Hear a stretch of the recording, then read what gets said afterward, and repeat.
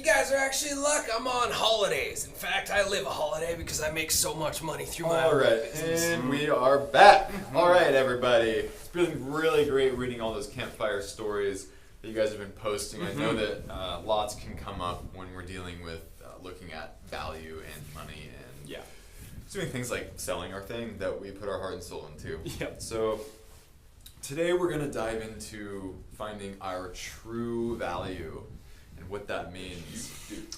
You know what I do to find out my value? This is what I do, and it's a really simple formula. First thing is I think about how much money I want to make. And so last year my goal was $1 million. Like, I want to make $1 million this year in online sales. And so I got in my calculator and I thought, if I sell 1,000 of my courses at $1,000, that's $1 million. It's that simple. Once you know the number, you just gotta go out and find 1 million suckers, customers, to pay you $1,000, and then you're set. It's so easy. Wow, Rick, that's some really great math you got there. $1,000 per customer at 1 million customers equals $1 million. I meant 1,000 people. Just come on.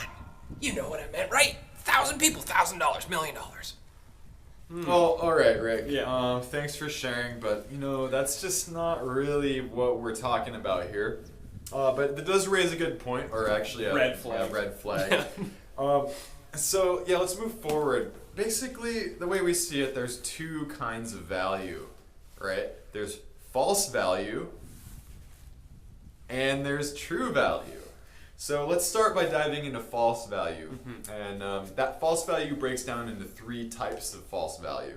So there's inflated value, and that's basically sort of like Ego value. It's like you puff up the ego, and you make the thing appear to be more valuable than what it is. And oftentimes, people that are going by the inflated value don't even actually believe in the value. They're just trying to manipulate people into purchasing, whether they're conscious of that or not. Yeah. Won't give any names or examples. No examples or anything. Yeah. So then next up we have deflated value, which is sort of the opposite of inflated value. So what's deflated value, Brad? Deflated value is basically where you undercharge for the thing. And when you undercharge, the people that you're actually trying to serve don't see the value in what they're offering. They actually think, oh, that's, it's so cheap, it's not valuable. And instead you attract these people that see, oh, wow, that's a great deal.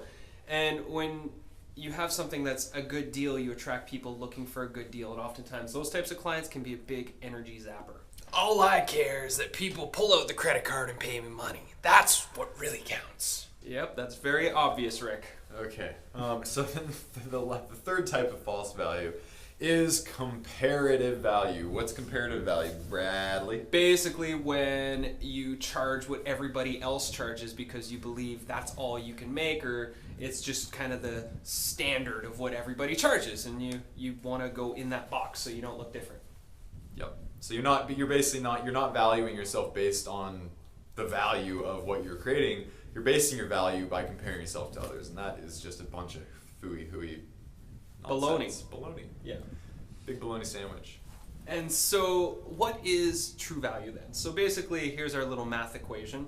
Is true value is the value of what you believe your creation is worth aligns with what your customer believes your creation is worth, where the two sync up.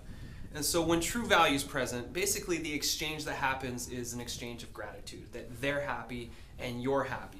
And that's the transaction, Money is exchanged, but it's more than just, oh, I'm giving you money for this thing. It's like everybody's super stoked. And so true value basically only happens under these conditions. You doing what you love, creating the creation that you're inspired to create, and then you sell it for a price that you believe it's worth, that you feel good receiving the money for whatever it is that you're charging. And the people that you're selling it to feel really excited and happy about what they're paying for because they value it as well. And so it's an all-around win-win-win experience for everybody. And that's how you know you found true value, when everybody's stoked. Yep. So let's dive in and do a little bit of journal exercises to help anchor in these concepts and discover our true value. So the first thing that we're going to want to do in the journal is to answer the question, what do you honestly believe at this point, at this stage of your process, what do you honestly believe your course is worth? Don't overthink it. I mean, at this point, I think just whatever comes to mind, just write it down. Yeah. Number 2, if you were your ultimate customer, so put yourself in their shoes, what would you honestly pay, or what would you expect to pay for what you're delivering? Mm-hmm. Okay? And again, don't overthink it, just whatever comes up for you if you just really put yourself in their shoes. And then number 3, what would a fair price be that you'd be happy to receive that feels like it honors you as the creator and is a yes to your customer? Mm-hmm. So answer those in your journal, and just to make sure, Rick, you don't have anything to add to that, do you? Well, that just sounds like a whole lot of rubbish and work to me. I already gave you the perfect formula. Figure out what you want to make, slap a big price tag on it, find a bunch of suckers, customers, who are going to pay that, and then you win. Okay, well, I recommend, you can consider Rick's path, and I also recommend that you do the exercises in your journal that we suggest here too, and then make a comparison. Thanks, Rick. Yeah, thanks, kind of.